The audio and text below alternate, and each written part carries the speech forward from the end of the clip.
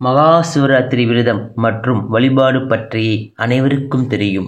மகா சிவராத்திரி அன்று இரவில் கண் விழிக்க வேண்டும் என்பதுதான் பலருக்கும் தெரியுமே தவிர, எதற்காக கண் விழிக்கிறோம் என்ற காரணம் பலருக்கும் தெரிவது கிடையாது. மகா சிவராத்திரியின் மகத்துவம் பற்றி புரிந்து கொண்டு சிவராத்திரி அன்று விரதத்தை அனுசரிப்பது சிறப்பாகும். இந்நாளில் அனைத்து சிவ ஆலயங்களிலும் சிறப்பு பூஜைகள் இரவு முழுவதும் நடைபெறும். பலர் இந்நாளில் குலதெய்வ வழிபாட்டினை மேற்கொள்வதையும் வழக்கமாக கொண்டுள்ளனர். குலதெய்வம் தெரியாதவர்கள் சிவனையே குலதெய்வம் பாவித்து வழிபடுவதும் உண்டு. சிவபெருமானுக்குரிய வழிபாட்டு தினங்களில் முதன்மையாக சொல்லப்படுவது மகா சிவராத்திரி ஆகும். சிவனுக்குரிய ராத்திரி என்பதால் இதை சிவராத்திரி என்றும், மகா மாதத்தில் வரும் சிவராத்திரி என்பதால் இதை மகா சிவராத்திரி என்றும் சிறப்பித்து சொல்கிறோம். சிவபெருமான் பார்வதி தேவியை திருமணம் செய்து கொண்ட நாளையே நாம் மகா சிவராத்திரி நாளாக கொண்டாடுகிறோம். வழக்கமாக பிப்ரவரி அல்லது மார்ச் மாதங்களில் வரும், அதாவது குளிர்காலத்தின் நிறைவாகவும் கோடை காலத்தின் துவக்கமாகவும் இந்த விரத நாள் கொண்டாடப்படுகிறது. வாழ்வில் இருக்கும் இருள், தடை ஆகியவை நீங்க வேண்டும் என்பதற்காக இரவு முழுவதும் கண் விழித்து சிவனை நினைத்து தியானம் வழிபடுவதற்கு ஏற்ற ராத்திரியாக சிவராத்திரி கருதப்படுகிறது. சிவராத்திரியின் சிறப்புகள் பற்றி லிங்க புராணம் உள்ளிட்ட அனைத்து புராணங்களும் போற்றி குறிப்பிடுகின்றன. மகா சிவராத்திரி அன்று இரவில் தான் சிவன் பெருமான் திருத்தாண்டவ நடனம் புரிந்து உலக உயிர்களை படைப்பது மற்றும் அழிப்பதற்கான சக்தி வாய்ந்த தெய்வீக தன்மையை வெளிப்படுத்துவதற்காக ஐதீகம். மகா சிவராத்திரி அன்று பக்தர்கள் சிவமந்திரம் தொடர்ந்து பாராயணம் செய்வதால் பிரபஞ்ச ஆற்றலையும் சிவனின் அருளையும் பெற முடியும் என்பது நம்பிக்கை. இந்த ஆண்டு மகா சிவராத்திரி விழா பிப்ரவரி 26 புதன்கிழமை வருகிறது.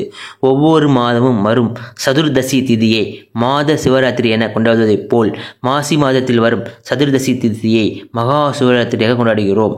பிப்ரவரி 26 காலை 10:18 மணிக்கு துவங்கி பிப்ரவரி 27 காலை 9:01 வரை சதுர்தசி திதி உள்ளது. சூரிய உதய நேரத்தில் இருக்கும் திதியே அன்றைய நாளுக்கான திதியாக கருத வேண்டும் என்ற முறைப்படி பார்த்தால் பிப்ரவரி 27 தான் மகா சிவராத்திரி நாளாக கணக்கில் எடுத்துக்கொள்ள வேண்டும்.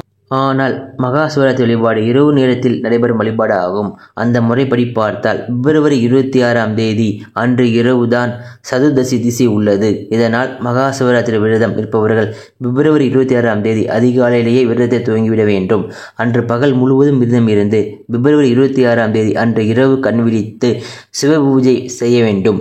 பிப்ரவரி 26 அன்று இரவு நடைபெறும் 4 கால பூஜைகளும் கலந்து கொண்டு ஈசனை மனதார வழிபட வேண்டும். மகா சிவராத்திரி அன்று இரவு முழுவதும் கண் விழித்து சிவ வழிபாடு செய்ய முடியாதவர்கள் முடிந்தவரை சிவநாமங்களை உச்சரித்தபடி இருப்பது சிறப்பு. திருமணம் ஆன பெண்கள் தன்னுடைய கணவரின் நலனுக்காக சிவராத்திரி வழிபாட்டினை மேற்கொள்ளலாம். திருமணம் ஆகாத பெண்கள் மகா சிவராத்திரி விரதம் இருந்து வழிபட்டால் மனதிற்கு விருப்பமான கணவராக அமைவார் என்பது நம்பிக்கை. மற்றவர்கள் சிவலிங்கத்திற்கு அபிஷேகம் செய்தும் வில்வ இலை படைத்தும் பழங்கள் மலர்கள் படைத்து வழிபாடு செய்வதால் சிவனின் அருளை பெற முடியும். மனதார சிவனை வழிபடுபவர்களுக்கும் மகா சிவராத்திரி விரதம் இருப்பவர்களுக்கு உதவி செய்பவர்களுக்கு சிவனின் அருளால் விருப்பங்கள் அனைத்தும் நிறைவேறும். 5 விதமான சிவராத்திரிகள் என்ன? அவற்றின் சிறப்புகள் என்ன? சிவராத்திரியில் இரவில் என்ன செய்ய வேண்டும், எப்படி வழிபட வேண்டும் என்பதை தெரிந்து கொள்ளலாம். இந்த முறையில் சிவனை வழிபட்டால் நிச்சயம் அவரது அருள் நமக்கு கிடைக்கும். சிவபெருமானை வழிபட்டு வளங்களும் நலங்களும் பெறுவதற்குரிய அதி அற்புதமான நாள் மகா சிவராத்திரி ஆகும். சிவனுக்குரிய பிரதோஷங்கள் என பல வகையிலும் சிறப்பு பெறுகிறதோ அதே போல் சிவராத்திரியும் 5 வகைகளாக வகைப்படுத்தப்படுகிறது. மகா சிவராத்திரி பூஜைகளும் 4 காலங்களாக பிரிக்கப்பட்டு பூஜைகள் நடத்தப்பட்டு வருகிறது. இவற்றில் மாசி மாசத்தில் வரும் மகா சிவராத்திரி அதி அற்புதமான நாளாக கருதப்படுகிறது. 5 வகையான சிவராத்திரிகள்.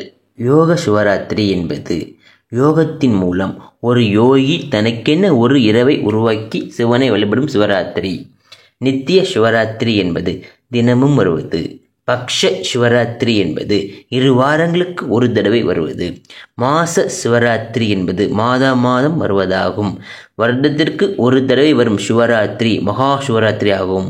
மகா சிவராத்திரி என்ற சமஸ்கிருத சொல்லின் பொருள் சிவனுக்குரிய பெரிய அல்லது சிறந்த இரவு என்பதாகும். மாசி மாதத்தின் கிருஷ்ணபட்சத்தில் அமாவாசைக்கு முதல் நாள் சதுர்தசியில் வருவதாகும். இந்து சமயத்தின் மற்ற விரதங்களில் இருந்து இது முற்றிலும் மாறுபட்டது மகா சிவராத்திரி விரதம் ஆகும். பெரும்பாலான விழாக்கள் விரதத்திலும் வழிபாட்டிலும் துவங்கி முழுமையான உணவு சாப்பிடுவதுடன் நிறைவடையும். ஆனால் சிவராத்திரியின் பொழுது முழு நாளும் சிவன் வழிபாட்டிற்கே ஒதுக்கப்படுகிறது.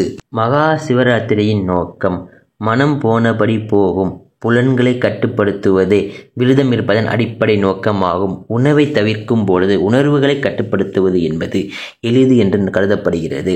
தினமும் நாம் அனுபவிக்கும் நித்திரை தாமச குணத்தின் வெளிப்பாடு என்றும் விழித்திருப்பதன் மூலம் அந்த குணம் கட்டுப்பாட்டிற்குள் வருகிறது என்றும் சொல்லப்படுகிறது.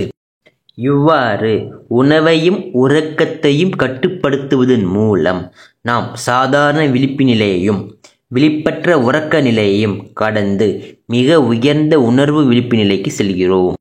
சிவராத்திரி அன்று கண் விழிக்க காரணம் சாதாரண விழிப்பு உறக்க நிலைகள் இறைவனை உணர்வதற்கு தடையாக இருப்பதாக கருதப்படுகிறது. தினமும் விழிப்பு நிலைக்கும் உறக்க நிலைக்கும் போய் வரும் நாம் உயர் விழிப்பு நிலையை பற்றி உணர்வதே இல்லை. சிவராத்திரியில் விரதமிருந்து உறக்கத்தை தவிர்க்கும் பொழுது எமது புலன்கள் கட்டுப்படுத்தப்படுகிறது. அந்த நிலையில் நின்று இறைவனை போற்றி வழிபடும் பொழுது எமது உணர்வுகள் வெண்ணெய் போல் உருகி நாம் உயர்ந்த விழிப்பு நிலைக்கு செல்கிறோம். சிவபுராணத்தின்படி மகா சிவராத்திரி வழிபாட்டில் 6 அம்சங்கள் சேர்க்கப்பட வேண்டும். சிவலிங்கத்திற்கு அபிஷேகம் செய்தல் வேண்டும். இது ஆன்மாவை தூய்மைப்படுத்துதலை குறிக்கும்.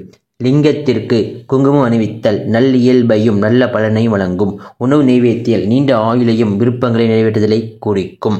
தீபமிடுதல் செல்வத்தை வழங்கும். எண்ணெய் விளக்கேற்றுதல் ஞானத்தை அடைதலை குறிக்கும். வெற்றிலை அளித்தல் உலக இன்பங்களில் திருப்தியை குறிக்கும். இந்த 6 அம்சங்களும் வீட்டிலோ அல்லது கோவிலிலோ சென்று சிவராத்திரி விரதத்தை அனுஷ்டிக்கும் பொழுது இறைவனுக்கு வழங்கப்பட வேண்டியவை என்று புராணங்கள் கூறுகின்றன. அன்று காலையில் எழுந்து புனித நீரில் நீராடி புத்தாடை உடுத்தி சிவனுக்கு புனித நீர் கொண்டு அபிஷேகம் செய்ய வேண்டும். கோவிலுக்கு போகும் பக்தர்கள் இரவு முழுவதும் கண் விழித்திருந்து சிவநாமங்களை சொல்லி வழிபட வேண்டும். லிங்கத்திற்கு நடைபெறும் அபிஷேகங்களிலும் பூஜைகளிலும் கலந்து கொள்ள வேண்டும். 4 கால பூஜைகளும் நிறைவடைந்த பிறகு தான் வீட்டிற்கு வந்து விரதத்தை நிறைவு செய்ய வேண்டும். முதல் நாள் காலை துவங்கி அடுத்த நாள் காலை வரை தொடர்ந்து சிவநாமங்களை உச்சரித்து கொண்டே இருக்க வேண்டும்.